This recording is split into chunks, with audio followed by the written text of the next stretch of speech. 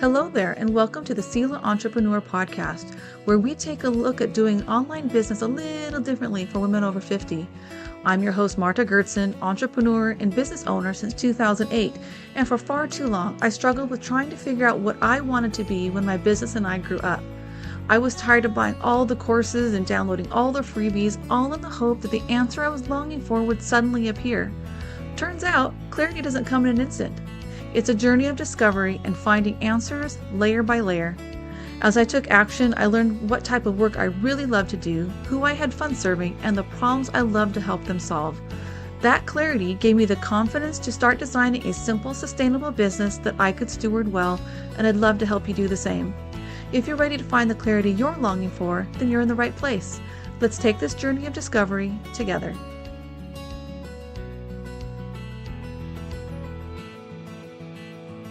Recently, I sent out a newsletter to my readers and asked them the question, to hustle or not to hustle? That is the question. And I was sharing with them my beef with the anti-hustle culture that is so prevalent in social media. A lot of people are talking about, I'm anti-hustle, and I've created a business that doesn't stress me out, I do not need to hustle for, and allows me the flexibility and freedom to do anything that I want.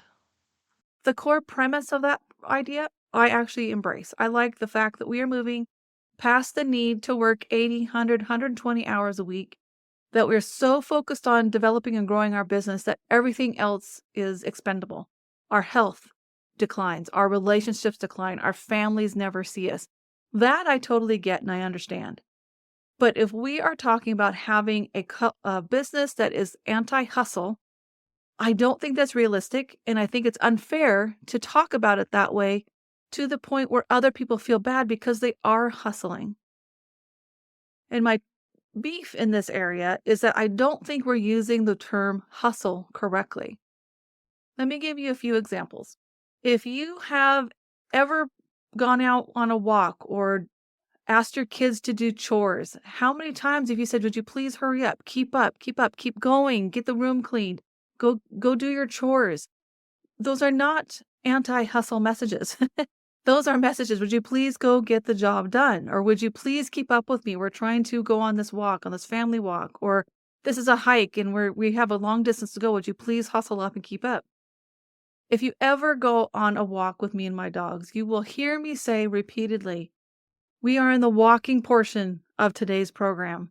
Would you please hustle up and keep up with me? You've already sniffed every inch of the last foot of this trail, and we still have a mile or so to go. So I'm telling my dogs it's time to hustle up and get down the trail. I love sports, and one of my favorite sports times of the year is the NCAA men's basketball tournament. I love basketball, but I love college basketball more than I love pro, and I love watching my nieces and nephew play sports. I've watched soccer for years. I've watched baseball for years. If you've ever watched sports and you've got frustrated by how slow the team was and they weren't doing what they're supposed to out on the court or out on the field, or if you've ever watched your kid on a court or a field and they're not paying attention or they're just kind of jogging to the next point, I bet you've yelled, hustle up, hurry up, get going. Again, these are not anti-hustle messages, and they're not bad messages. Sometimes we need that push to get moving and go get it done. If you've ever woken up and realized that you totally forgot about a client appointment, and yeah, raising my hand on this one, I bet you hustled to get ready to get to that appointment. If you've ever forgotten to move your clock forward in the spring and lose an hour, and all of a sudden you realize you're an hour behind, I bet you hustled to get caught up. Hustle is not the problem here. We've told our kids that. We've had to hustle ourselves to meet deadlines. It's not the problem. When you hear people talking about hustle, they're talking often about stress, the stress they feel when they have to always constantly be going and on the move. But stress and hustle, we actually need both. A life that was completely stress-free would, for me, I think would be totally boring, but it's also not healthy. We also need to hustle. Sometimes we need a motivator to meet that client deadline, to meet our own deadline. Or we see something coming up and we want to take tomorrow off, so we're going to hustle today to get ready so we can take tomorrow off. That's not the problem. The problem that I see that happens is that when that becomes the norm, it's okay to hustle for a season or for a short term or for a defined a period of time that you know that there's a reason you're going to hustle now because there's a end in sight and that you know that you will have relief soon. Or we know that because we need to hustle now today, we're going to have more freedom to do what we need to do tomorrow.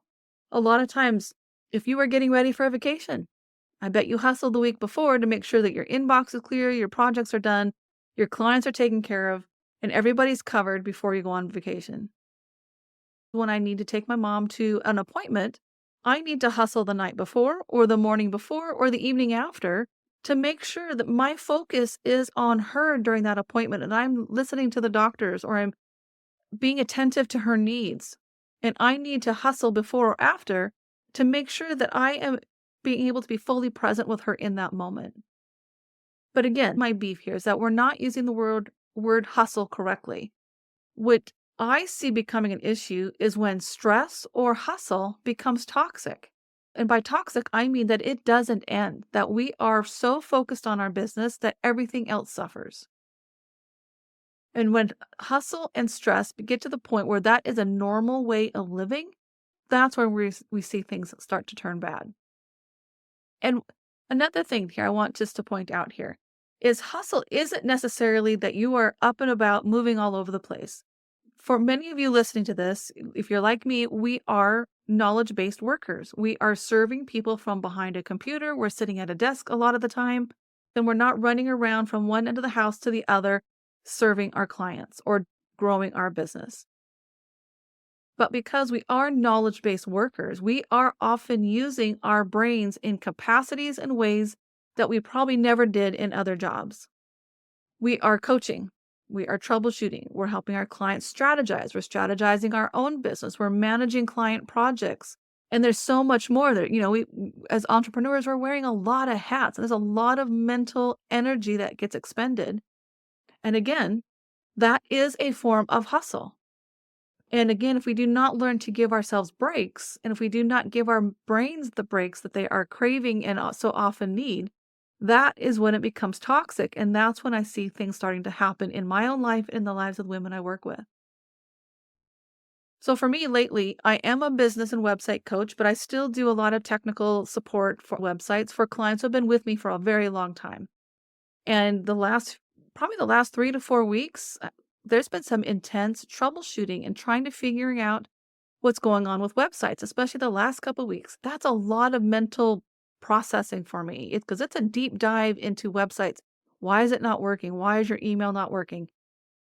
That's been difficult. I've had to readjust to that because I haven't had a season like that in a while. I'm also working on some marketing and product development. I'm coaching my clients, but because I'm in a season of hustle, I'm having to put off a few things until that season ends or until that busy season ebbs because it does ebb and flow. Just today, I needed to hustle this morning and I've had to hustle this afternoon because I needed to take my mom to a doctor's appointment. But again, this is a season. This is a short period of time. So hustle is not a problem. So what do we do when hustling becomes a problem or when the stress gets so high?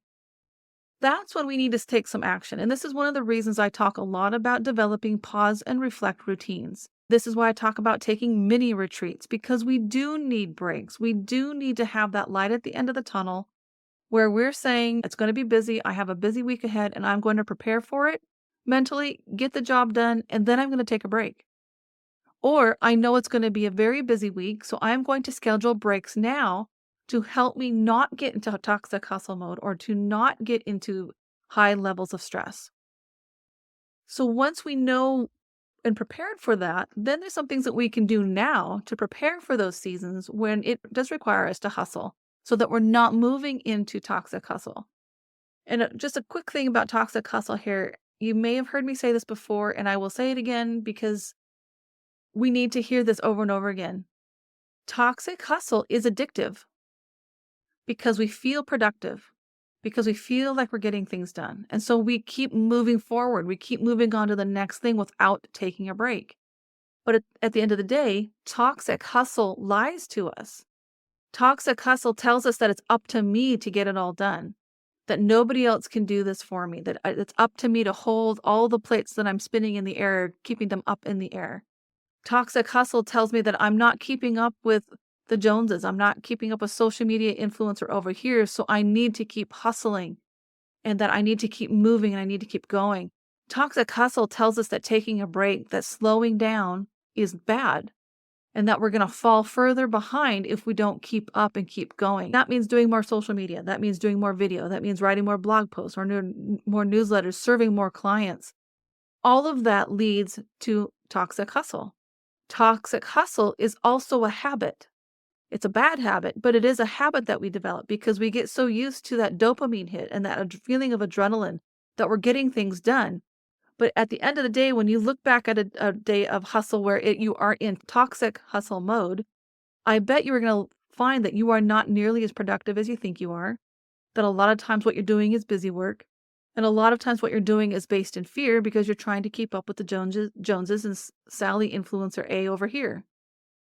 So what do? We need to develop ways to prepare ourselves now so that we have healthy habits. So when the hustle season comes, that we can deploy these habits that we've developed so that we're not moving into toxic hustle. Or if we find ourselves we are into toxic hustle, we need to have a list of things that we can refer to that pulls us back from the edge and pulls us back down into rest and pause and reflect mode. So what are some things that we can do? First, one of the things that we can do to avoid toxic hustle is brain dump. Get everything out of your head and down onto paper so that you can see it, you can deal with it instead of trying to hold it all in your brain. That is one of the simplest things you can do, and you can do it at any time. Get it out onto paper, or if you are a Google Docs fan, get it into a Google document or put it onto the Notes app on your phone. Do something to get it out of your head so that you are not trying to remember everything, because that is hard. That drains a lot of energy. It takes a lot of our time and attention because we're trying so hard to remember everything. And because we're doing busy work and we're jumping from one thing on that list to the other thing, we're not being productive, we're not being efficient, and we're feeling so incredibly stressed out. And we're moving into that toxic level of stress and hustle. Do a brain dump.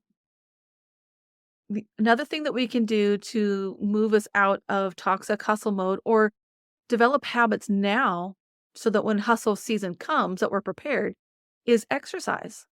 We need to get the blood pumping. We need moments of breathing deep. And if you can get outside to do that, that's even better. There's no better way to get rid of excess energy and mental tiredness, I think, than getting outside. That is one of the reasons I walk my dogs every morning. That is my reset moment. That is my moment to check in with the day, to pray, to spend some time with my dog because I know it's going to be a busy day and she's going to get bored.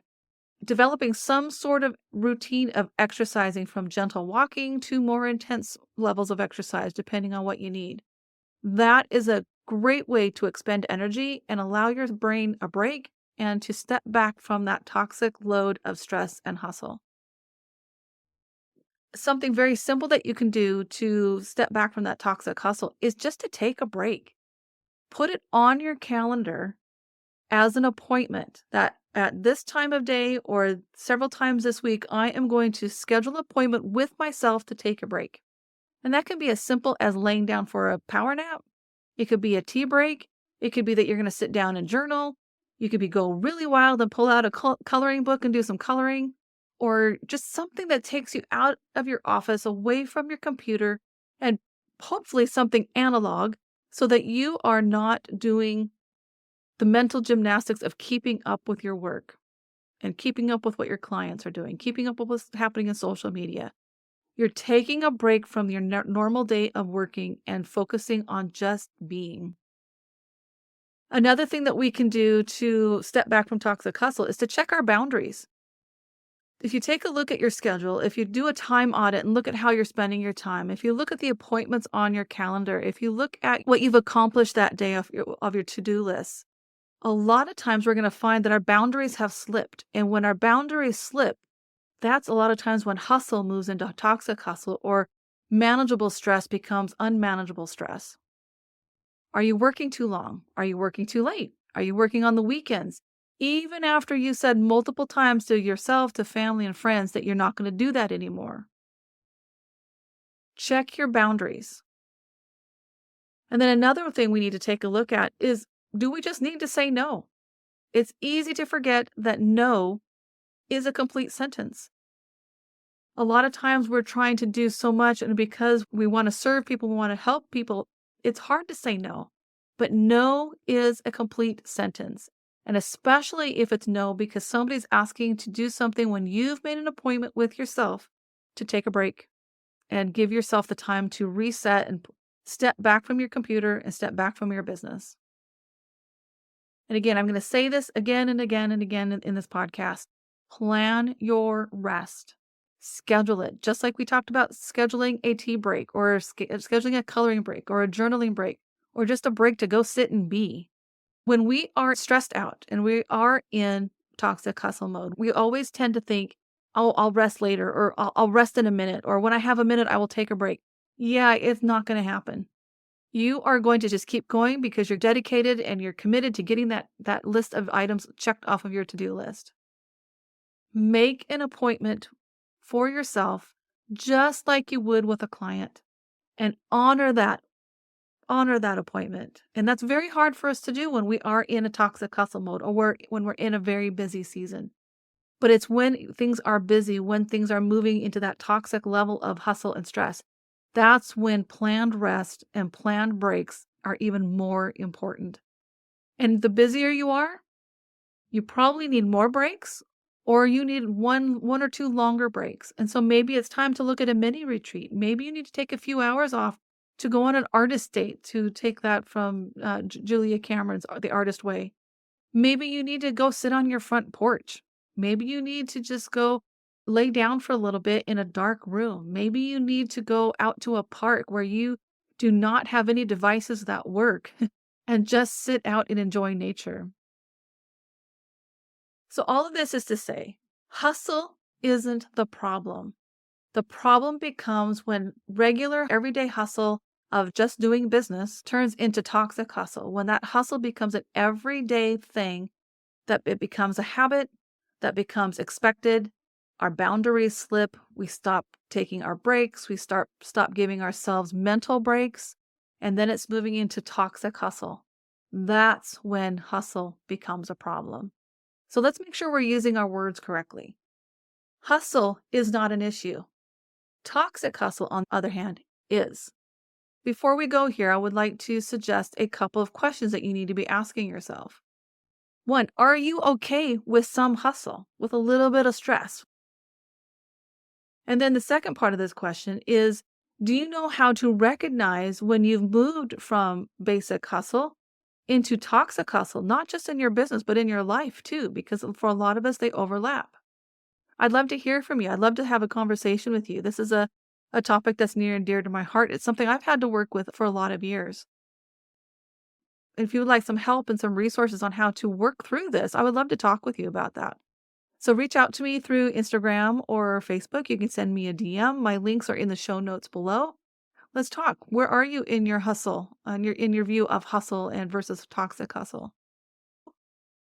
If you would like help developing your own pause and reflect routines, I've got some great resources for it. And I'll link to some podcast episodes that I've done in the past talking about slowing down and taking breaks and mini retreats.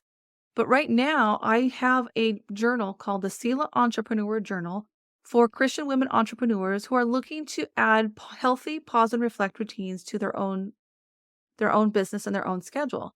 So if you are tired of the toxic hustle pace of your business, if you're ready to break free from simply reacting to your business and you're looking for simplicity among the chaos that is your business, and if you'd like to learn simple routines that will help ease stress and anxiety that often comes from doing all the things it's required to run your business, and you find your business is running you instead of you running your business, and if you are ready to cultivate what I call a Selah mindset and infuse more faith into your business, then the Selah Entrepreneur Journal is for you. The Selah Entrepreneur Journal includes 2 journals and 4 audios. Journal number 1 is a pause and reflect mini retreat journal. This is a magazine-style journal created for Christian women entrepreneurs yearning for deeper connection in your faith in your business. In the retreat journal, you will find a guide to an intentional business. And there are articles, journaling prompts, and beautiful nature photography. And this is all centered around the theme of retreat. And so each article is followed by journaling prompts and also has some nature photography. This is all from the walks that I take with my dogs. And it's asking you to interact with those articles and dive deep. And how does this article apply to you? How does it apply to your business? And how can you incorporate more rest into your schedule? Journal number 2 is Weekly Review and Lectio Divina Journal. And this also comes with 4 guided audios that walk you through these weekly routines of pause and reflecting. This is a weekly examine, which means critical study and review section that helps you slow down, reflect on, and pray over your business. This is also with a Lectio Divina component that invites you to engage with a specific verse or passage and to encourage spiritual growth in your business. There's 4 audios that will actually guide you through this, and so you have somebody walking you through each week, or you can just use the journal and go in and do it on your own. If you would like to learn more about these pause and reflect routines and about the Selah Entrepreneur Journal, I invite you to visit selahstudios.co/journal and learn more about creating pause and reflect routines that help you step back from toxic hustle and high levels of stress to have an intentional business that you run instead of it running you. Thanks for joining me. I hope you found some clarity or an aha moment that inspires you to take some action today. Before you go, could I ask a favor? I would really appreciate it if you could take a few seconds and leave a review of this show in the Apple Podcast app. Your review really does make an impact and helps spread the word about this show and gets it in the hands of other women who are looking to build simple and sustainable businesses of their own. Until next time.